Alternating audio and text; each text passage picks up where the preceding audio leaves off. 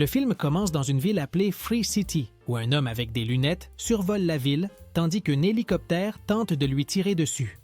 Dans cette ville, tout est possible et les gens peuvent être ce qu'ils veulent. Mais seules les personnes avec des lunettes pouvaient tout avoir, car elles étaient considérées comme des dieux. Pendant ce temps, dans un appartement, un homme nommé Guy se réveille et dit bonjour à son poisson rouge. Guy vit à Free City depuis longtemps et mène une vie très tranquille. Il a également un emploi stable dans une banque.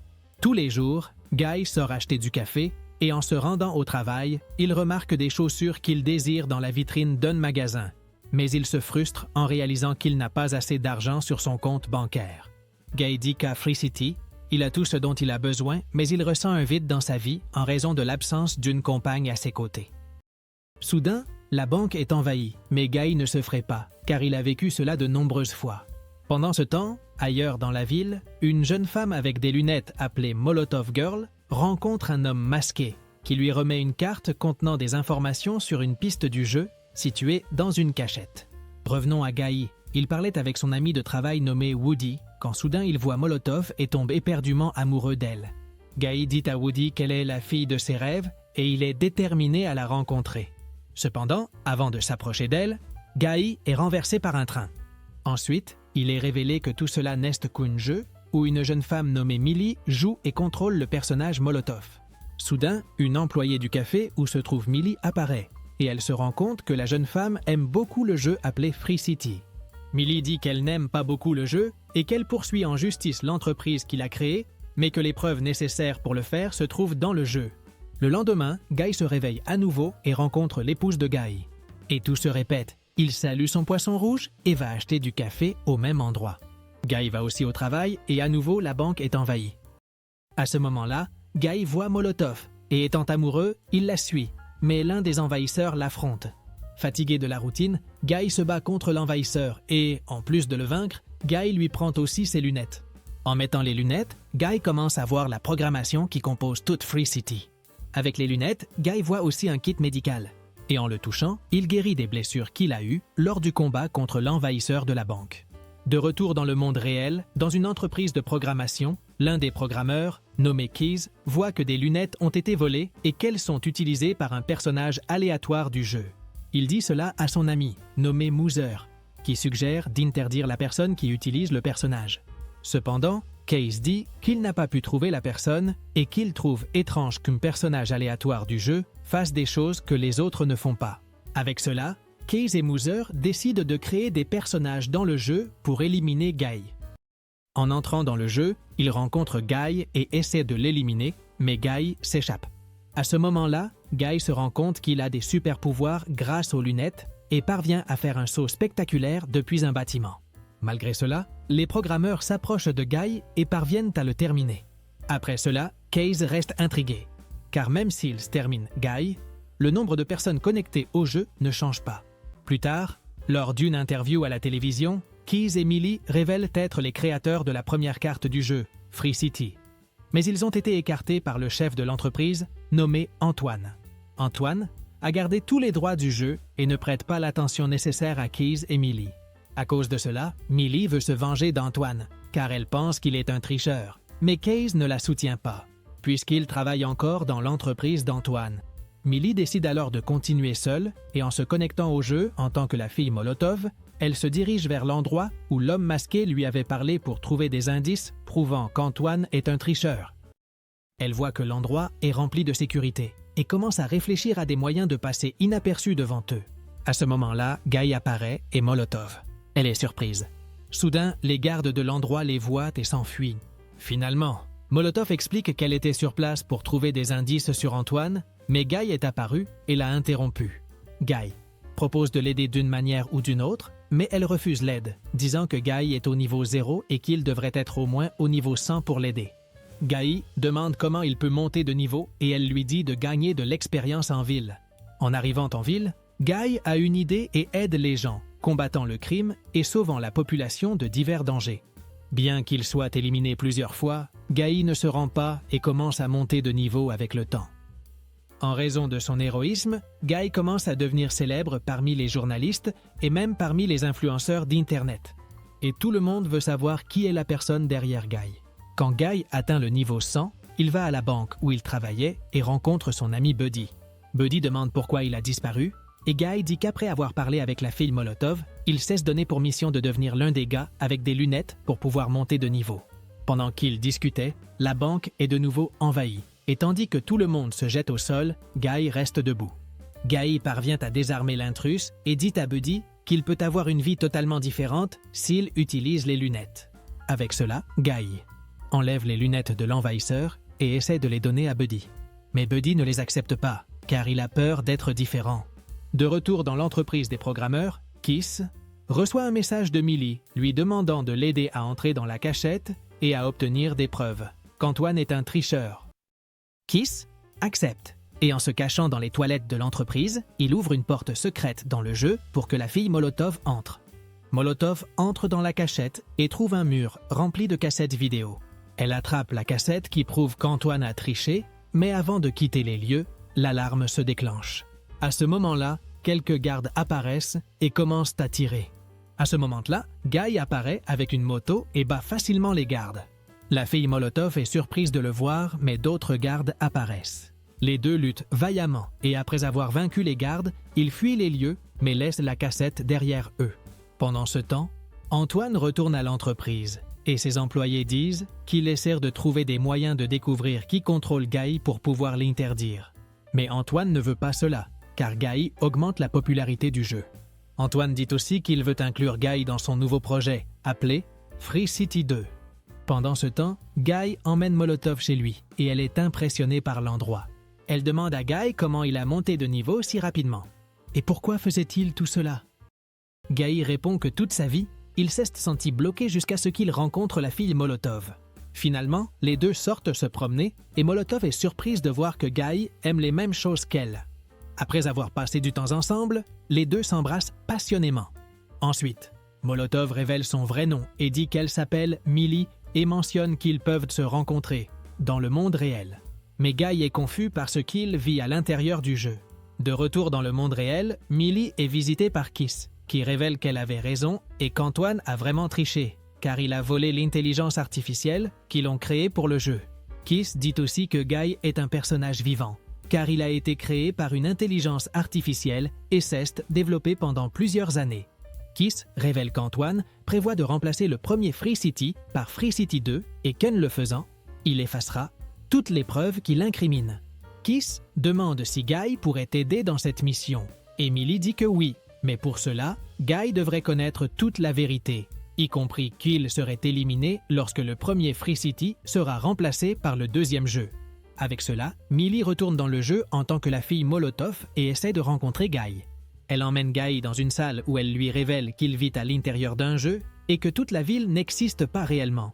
Guy sort furieux de l'endroit et Molotov lui dit que le monde dans lequel il vit sera effacé dans 2 jours et que les personnes qu'il connaît n'existeront plus. Guy ne croit pas ces paroles et s'en va. Mais plus tard, il va sur une plage et se rend compte d'un mur invisible, découvrant qu'il vit vraiment à l'intérieur d'un jeu. Plus tard, Guy va chez son ami Buddy et lui révèle toute la vérité, que le monde dans lequel ils vivent n'est pas réel. Houdini accorde pas d'importance et dit que pour lui, le moment qu'ils vivent est réel. Guy est plus motivé, et les deux se rendent à la cachette pour obtenir la vidéo qui incrimine Antoine. En arrivant là-bas, ils rencontrent un personnage nommé Ray Benjamin Buttons, qui est le propriétaire de la cachette. Ray Benjamin est un grand fan de Guy et dit qu'il peut prendre ce qu'il veut. Guy demande la cassette et Ray Benjamin la lui remet. Après cela, Guy rencontre la fille Molotov et lui remet la cassette, ce qui la rend enthousiaste. Antoine demande à son équipe d'interdire le joueur qui contrôle la Guy. Mais Case dit que c'est impossible, car Guy n'est pas une personne, mais un personnage créé par intelligence artificielle. Mouzé finit par avoir une idée, en suggérant de redémarrer le serveur du jeu, effaçant ainsi la mémoire de Guy et le faisant redevenir un personnage ordinaire. Pendant ce temps, Guy et Molotov regardent la vidéo qui était sur la cassette, et Molotov découvre que le monde qu'elle avait créé avec Case était caché quelque part dans le jeu, prouvant qu'Antoine a utilisé leur code sans permission. Pendant qu'ils font cette découverte, les programmeurs parviennent à redémarrer le serveur du jeu. Guy marche dans la ville, remarquant que tout le monde est figé, et les gens du monde entier sont furieux car ils ne peuvent plus jouer. Une fois que le jeu est complètement redémarré, Guy retourne à sa routine précédente et reprend même son travail à la banque. Molotov apparaît pour parler à Guy et en se rendant compte qu'il a perdu la mémoire, elle essaie de lui faire se rappeler qui il est vraiment, mais sans succès. Millie quitte le jeu, frustrée, et alors qu'elle marche dans la rue, elle reçoit un appel de Kiss qui lui dit qu'il a trouvé quelque chose dans le code de Guy. Kiss dit que même avec le serveur redémarré, le code mémoire de Guy n'a pas été effacé. Millie retourne à son appartement et allume son ordinateur pour voir un fichier que Kiss lui a envoyé. Dans le fichier, Kiss révèle qu'il a créé Guy dans le but qu'il ne trouve jamais la fille de ses rêves. Kiss a conçu la petite amie idéale de Guy en se basant sur Millie, car elle était la fille la plus proche qu'il pouvait utiliser, comme exemple. Cependant, tout a changé lorsque Guy a rencontré la fille Molotov et est tombé amoureux d'elle, sortant ainsi du scénario pour lequel il avait été créé, et commençant à avoir sa propre conscience. Après avoir entendu cela, Millie est déterminée à faire en sorte que Guy redevienne celui qu'il était et retourne dans le jeu, envahissant la banque où Guy travaille. Molotov capture Guy et les mène dans une ruelle. À ce moment-là, elle remet les lunettes à Guy et il est surpris par ce qu'il voit. Cependant, Guy ne se souvient pas de ce qui s'est passé avant que le jeu ne redémarre. Et comme dernier recours, Molotov embrasse Guy. Heureusement, cela fonctionne et Guy se souvient enfin de tout ce qui s'est passé. À ce moment-là, Guy emmène Molotov à son appartement et il lui montre qu'une partie du décor du monde que Millie et Kiss avaient créé apparaît à la fenêtre. Molotov en conclut qu'Antoine a caché sa carte derrière le mur invisible de la plage et Kiss. Il dit qu'ils ont juste besoin de le traverser pour pouvoir incriminer Antoine avec ses preuves. Ensuite, Guy rassemble tous les personnages du jeu et leur dit qu'ils peuvent être ce qu'ils veulent, qu'ils n'ont pas à rester coincés dans la même routine. Les personnages commencent à penser différemment et le lendemain, la banque est envahie, mais les envahisseurs ne trouvent personne y travaillant. Dans d'autres parties du jeu, les personnages font grève et refusent de suivre leurs routines habituelles. De retour dans le monde réel, Antoine découvre que Millie est la fille Molotov et, furieux, demande à Mouser de la supprimer du jeu avec Guy. Suivant ses ordres, Mouser commence à altérer la programmation du jeu et fait en sorte que toute la ville commence à être détruite. En voyant cela, Millie demande de l'aide à Kiss, qui parvient à créer une rampe pour que Guy et Molotov se sauvent et atteignent la plage. Guy demande ce qu'ils vont faire maintenant, et Molotov dit que Kiss construira un pont pour qu'ils puissent traverser la plage. Cependant, Kiss, il est arrêté et emmené dans la salle d'Antoine. Là, Antoine révèle à Case qu'ils ont réellement plagié son ancien plan et utilisé les codes pour construire Free City. Pour le compenser, Antoine offre à Case un poste d'associé, mais celui-ci refuse et commence à construire le pont dans le jeu, pour aider Guy et Molotov. Furieux, Antoine licencie Case et ordonne à ses employés de supprimer tous les personnages du jeu, y compris la fille Molotov. Avant que Molotov ne disparaisse du jeu, elle souhaite bonne chance à Guy, car il devra continuer la mission seul. Pendant ce temps, Case quittait l'entreprise, mais avant de le faire, il ouvre une diffusion du jeu pour montrer tout ce que Guy faisait. Cependant, avant que Guy n'atteigne le pont, un personnage nommé Dude apparaît. Dude a la même apparence que Guy et serait l'un des personnages de Free City 2. Mais Antoine l'a libéré dans le premier jeu pour éliminer Guy. Guy reçoit plusieurs coups de Dude, ce qui rend les gens du monde réel nerveux. Quand Dude est sur le point de donner le coup final, Guy met les lunettes et se défend avec le bouclier de Captain America, en plus de frapper Dude avec le poing de l'incroyable Hulk. Après cela, Guy affronte Dude avec un sabre laser. Ils ont tous deux une bataille légendaire, mais à un certain moment, Dude parvient à monter sur Guy et tente de l'achever. À ce moment-là, Woody apparaît et lance les lunettes à Guy. Guy a une idée et met les lunettes à Dude, le faisant s'émerveiller de tout ce qu'il voit. Dude décide d'arrêter de se battre, permettant à Guy de continuer la mission. Antoine s'énerve de la défaite de Dude et appelle Mouser pour qu'il l'accompagne au serveur du jeu. À ce moment-là, Antoine attrape une hache et commence à détruire tous les serveurs. Mouser essaie de l'arrêter, mais Antoine le renvoie. Pendant ce temps, Guy et Woody courent sur le pont, tandis que tout le monde du jeu est en train de s'effacer. Soudain, le pont se casse, séparant Guy et Woody. Woody dit à Guy de continuer et malheureusement disparaît. Guy commence à courir désespérément, tandis que tout le pont disparaît. En arrivant à la fin du pont, Guy traverse la barrière et est émerveillé par le monde qu'il découvre. À ce moment-là, Millie arrive à l'entreprise et trouve Antoine en train de détruire les serveurs. Antoine dit qu'il détruira le dernier serveur restant et effacera Guy de l'existence. Millie dit que tout ce qu'elle veut, c'est le code de la carte qu'elle et Case ont créé et qu'Antoine peut garder tout le reste. Antoine accepte et renonce à détruire le dernier serveur. Quelques jours plus tard, le jeu Ville Libre 2 est finalement lancé, mais s'avère être un échec commercial en raison de divers problèmes et blocages.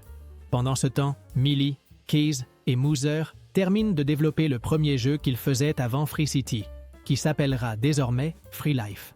Plus tard, Molotov rencontre Guy et lui dit qu'elle ne peut pas passer sa vie avec Guy. Guy comprend sa décision et révèle qu'il l'aime. Guy mentionne également que pour ressentir l'amour, quelqu'un a dû le programmer pour qu'il puisse ressentir de cette manière. Avec cela, Millie fait une découverte et en vérifiant certains fichiers, elle trouve une vidéo de Kiss, lui déclarant son amour. Millie enlève immédiatement ses écouteurs et court après Kiss. En le rencontrant, elle l'embrasse passionnément. Dans la scène finale, Guy retrouve son ami Buddy et se réjouit qu'il soit en vie. Les deux commencent à vivre libres dans le jeu et ainsi se termine le film. Si tu as aimé cette vidéo, n'oublie pas de t'abonner à la chaîne, de mettre un like et profite pour voir d'autres résumés incroyables qui sont disponibles pour toi. Je te dis au revoir pour l'instant et on se voit dans la prochaine vidéo.